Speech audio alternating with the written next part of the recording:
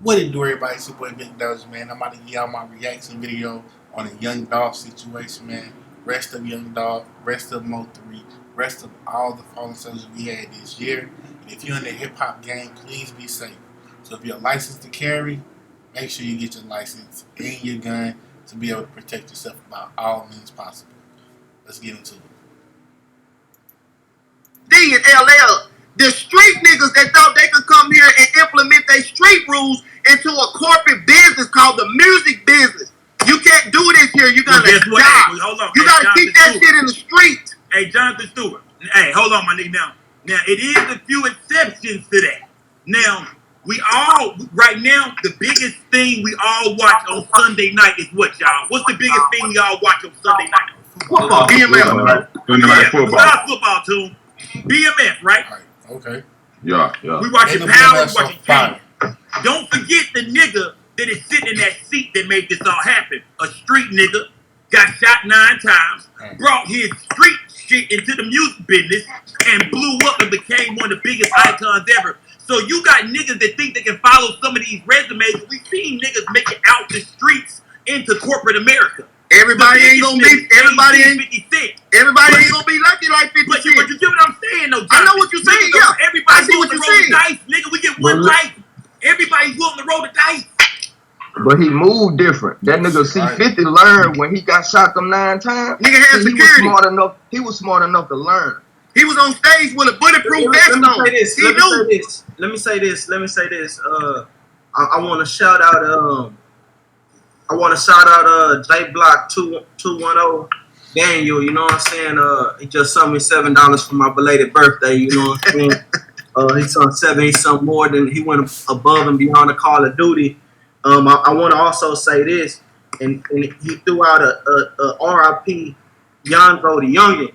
Yonzo the Youngin is another rapper who was murdered this month, I believe, from San Antonio, Texas. Another rapper, Mexican. So I wanted to definitely shout that boy out, man. Yeah, It's fucked up. Y'all see what he said? He said another rapper that was Mexican, so he wasn't even black. They just let you know that the hip hop game don't care, bro. Like it ain't no picking and choosing who gonna die. It's like protect yourself by all means. So just be careful about things you rap about. You know what I'm saying? I rap about a lot of hustling and stuff. It's stuff that I've been through, family stuff, you know. But just putting out bad energy, bad vibes into the world, it'll make it come back, man. Karma's real, bro. Like I believe in good energy and positive vibes, y'all. So hopefully everybody can do the same thing. Let's get back into it. Oh yeah, happy belated birthday, Tone. I appreciate that, man. If y'all want to show me some love, my cash app is in the bio. Tune took it TONTOKIT. It's fucked up out here in the rap game. So are we blaming it on the streets?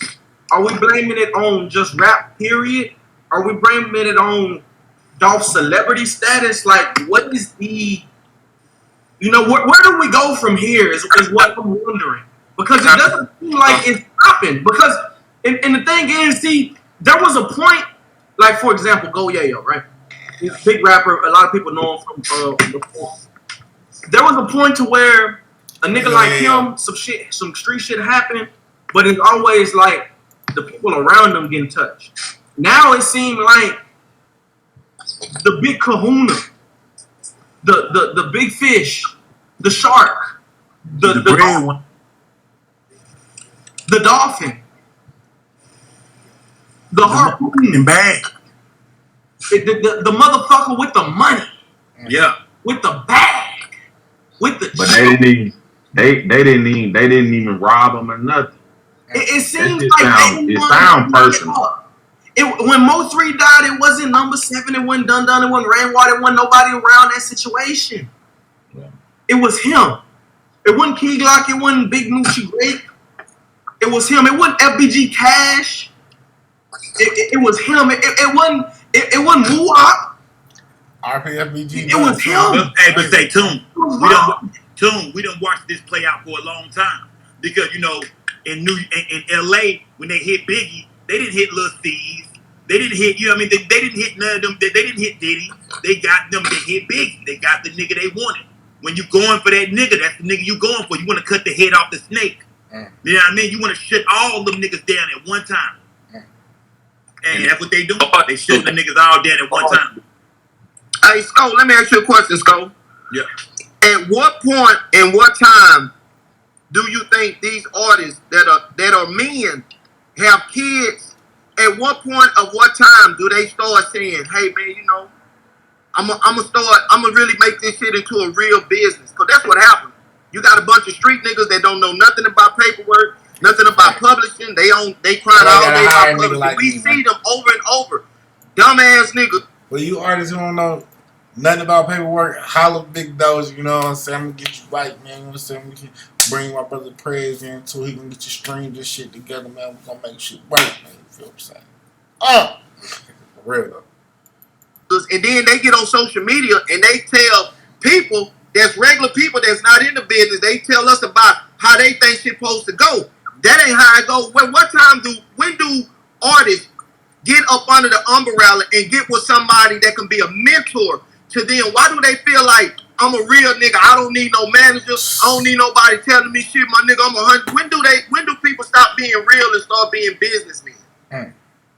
You know what? The sad part about it is, say it again. I think it's all about levels in this shit, and like the way me and you are older, the way me and you think. A lot of these young niggas are not gonna make it here, bro. They not gonna make it to the levels where they really thinking about business and shit like that. Because look at all the obstacles out there: drugs, women, pussy, cars, jewelry, traveling. It's too much shit going on in the world, y'all, for these young niggas to really sit down and focus and be mature and handle shit right. It's too much going on out there. So when niggas touch a little bit of paper, you can't tell a nigga to stay out the place that blew him up and made him that nigga he is. If Dolph is in Memphis, it's because he feel like I get the most love from here. These are the niggas that knew me first. So it's hard to tell a nigga not to go home. You feel me? And when it comes to these artists, you know, not having their business in place and shit like that, man, they young, fam. You know, at the end of the day, they think about Jonathan. Think about some of the shit you was doing when you was 22, 23, 24, nigga. Some dumbass shit. Even if you was a smart businessman, I was on tour. I was on tour in front of 50 and 60,000 dancing. You said what? So Jonathan, so you was in the industry too? Yeah, I choreographed the Ricky Bobby. I was in the last High Five group with Tony Thompson. I'm the only artist right here that was on our song. I was a general manager, a King of Diamonds. I used to dance with Freak Naz. I started out as a dancer with the R&B. I had the only TV show that was here in Dallas Fort Worth. I've been a part of the music business. I got you. Well, shit, you know, I can't speak on the music industry, but I drive 18 wheelers, right? Right. And you know, the biggest thing that I come to find out, like, I'm 36 years old. So I try to talk to the youngsters, right? And I don't ask them what they want to aspire to. I ask them, you know, like, how much money do you want to make a year, right? When you say young, and what age are you talking about? I'm talking about 15 to 25, just like the music industry. You know what I mean? Those, you know, and I mainly talk to black youngsters. You know what I mean? I ain't, you know, the white people, they got their own shit going, right? So they know how to reach. Me personally, I talk to everybody, black, white, Japanese, I don't care. Like, if you from a tough situation, low income community, like, everybody go through tough time, no matter your race, ethnicity, whatever. You know what I'm saying? It's like, each one teach one, bro.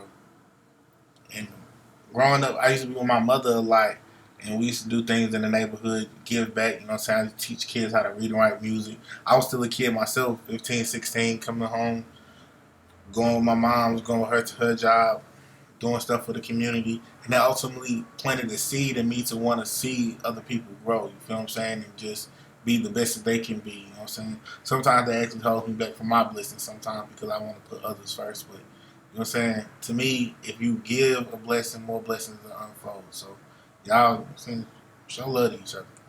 Back into it. They youth better than we do. Now, I do listen to some rap music just so I can talk to these youngsters. So that's how I start off the conversation, right? Mm-hmm. Now, driving an 18-wheeler, it's a skilled trade.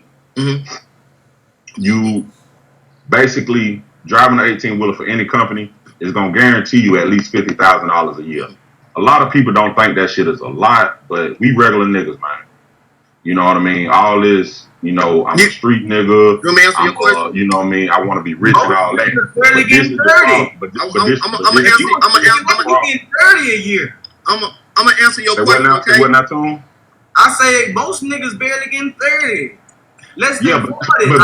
But this 30 a year. 20 a year. But this is what I'm getting to, Tone. Talk to me. You can ask a nigga how much he want to make, right? A young dude, right? And they'll tell you, hey man, I want to make $70,000 a year. But the answers that I get after I tell them what they got to do to get it, like certain type of shit that they like, jobs that are out there that are for them, like, bruh, to drive 18-wheelers, man, you can have felonies and everything, man, and get in a motherfucking truck and boss up, right? Yep. Niggas don't want to hear that shit. Yeah. You feel me? Can I answer your question? Niggas don't want to work. Niggas don't want to go to work, fam. Niggas want to take a bullshit job. Can I answer your question? Keep smoking weed. They want to take a bullshit job where they can smoke weed, fuck hoes, and do whatever the fuck they want to do versus what they say that they dream to do. You see Can I answer your question? Before he answer that question, like, that's real. That's real. That's real. Because me personally, man, if I'm gonna have to work for the man, now I've had jobs, you know what I'm saying? We all human beings. I need like 70 to 100 bands a year. I done seen money. But I need 70 to 100 if you want me to come and clock in, Mr. White Man. I'm just saying. No cap, man. And going for those type of jobs sometimes it's hard, you know what I'm saying? Even with me being well qualified, good record, degrees and all that, they still look at the skin tone, I got long hair. So it's still hard, man. That's why it's good to pick up a trade. Man, I feel like picking up trades is something that they need to teach in all high schools, plumbers, electricians, truck driving school, and all that, because having a trade is something that you'll be able to live with for life, you know what I'm saying? And you'll be able to make money, welding, different things, man, you feel me? Just broaden your horizons, you know what I'm saying? So hopefully one of you young boys, if sports or music's not your thing, find something that is your thing. Don't just go and conform with everybody else doing because they doing it. I know being young, you like whatever, you know what I'm saying? You're looking at whatever. But, excuse me, if you actually chase your dreams, man, it's going to be very gratifying. Again, rest in peace to Dolph, because he actually lived his dream out and he did what he had to do for the people. You know what I'm saying? For his people, for his community. You know what I'm saying? I know Key Glock's taking this very, very hard right now. But he's going to have to step up and lead, you know what I'm saying, Paper Route Empire and keep it going because it's the empire. You feel me? So I always set yourself up to win, man, not to lose. Let's continue this. The answer to your question is simple. The most powerful thing on earth is a made-up mind. Not God, not Jesus. You can't change it. A made-up mind. And watch this right here. At 15 and 16, their minds are made up. Fuck them. Dang. You want to help the kids? Go and talk to the 5, 6, and 7, and 8 years old with the mind that's not already pressed with the motherfucking internet, watching us like they watching us right now when they go to school. Fuck them niggas 15, 16, 17, 18. They mind made up. Go talk to the young kids, the future. But you know what though, not to cut you off, and I'm sorry if I did, Jonathan. The thing about it, I was 15 at a point in time. You was 15 at a point in time. So you mean to tell me at the age of 15 you said you wanted to be a dancer? Oh man, when I seen Michael Jackson moonwalk on Motown 25, I knew that's what I was gonna do for the rest of my life. Okay, and you know what? And that's awesome because you know you was inspired by somebody to do that shit, right? Okay. Yeah, a lot of these young niggas out here, they're not inspired to do shit. Let's talk about the real. Let's talk about the real. Jonathan Stewart, did you have a mother and father in your life? Yeah, my daddy was in the Marines. So there's a clear difference. You had structure. You had discipline. And many young black youth in the hood. Yeah. And you know what? You know what really saved me? Most of us don't have our fathers because our fathers were locked up. Amen. Now, why? Hold on. Amen, Tone. Amen. No. Hold on. Go ahead. Then I'm gonna tell you what. It ain't even that nowadays, Tone. It ain't even just that, Tone. Because the young nigga, hey, Tone, the young nigga, hey, damn, my bad, Tone. They gonna tell me no. Amen, Tone. Hey, please, bro. But let me just say this one thing, Tone. That's real, bro. That's real, bro. It is. There's a lot of young black men and women. There's a lot of young black men and women who don't have a father figure. Yeah, true. A mother figure. We don't have somebody who we look like that we can look up to that's doing anything for us. I know kids who will tell you I want to be like my daddy, and they don't know they daddy. You know what I'm saying? Like never met him, never had the opportunity to meet him, share his name, share his last name, share his first name, share his books. Never met him. Nigga in jail. Hey, but guess what though, too? I'm gonna bring up Jonathan though because it's his reality though. I'm just saying, like, you speaking from what I would call a privileged point of view. You know what I'm saying? Like your point of view is warped by your parental privilege. Now, I'm not saying that it should be a privilege to have a mom and dad, but in the black community, far too often, it's a privilege. When a nigga reference his daddy, we look at him confused. Daddy? Yeah. What? Hey, take out a song, that nigga say, y'all niggas got fathers out here. Y'all got fathers. We used to make fun of my boy because his motherfucking daddy used to make him wash the truck and shit. Okay, now, my mother and father divorced when I was 12 years old. So, hold on, let me finish. I'm going to tell you what helped me. You told me you was 12? Did you tell me you had a daddy for 12 years? Wait a minute. This was I had a daddy for 12 years. I want to stop secret. Come on, wait. They were married? Listen. Your folks were married, fam? Your folks were married. Yeah. Your folks were married. Yeah, they didn't have no bastards. I see what's going on. Your people was married. Yeah, hey, hold on. I'm going to tell you. Hey, that's fucked up, Jonathan. I'm going to tell you what helped me. This what bro parents was married. He's talking about, but they got divorced when he was 12. No, hold on. Let me tell you. They got divorced when he was 12. Hold on. I moved to Stop 6 when I was 13, right? So your daddy left. No, my daddy moved out and my mama got remarried. So I moved to Stop 6. Hold on, let me finish. You know what made me straight?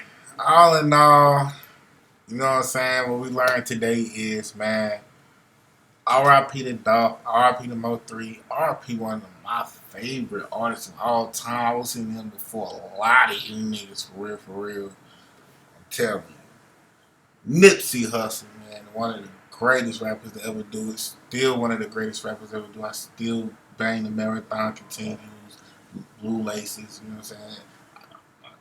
Shout out that boy. And shout out to everybody in the camp too. But what we learned today is stay safe wherever you go. And sometimes where you from, where you hate, even if you give love back to people or you got a lot of love for people, just stay safe and be mindful that everybody not like you. It's your boy Big Doja. My reaction and my thoughts for today. I love you. Hope you love yourself.